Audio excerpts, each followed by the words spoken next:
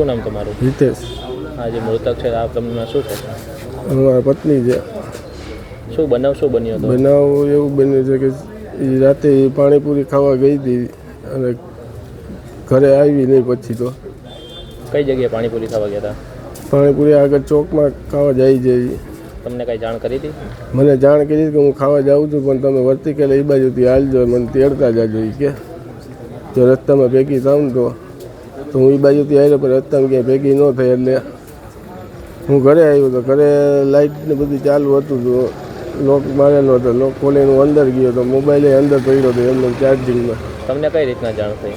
મને જાણ એમના ભાઈ તરીકે થઈ જાણ કે આવી રીતે મેં આવ્યું છે મોબાઈલમાં. એ કે તમને કોઈ ઉપર શંકા? મને કોઈ ઉપર શંકા એવી નથી.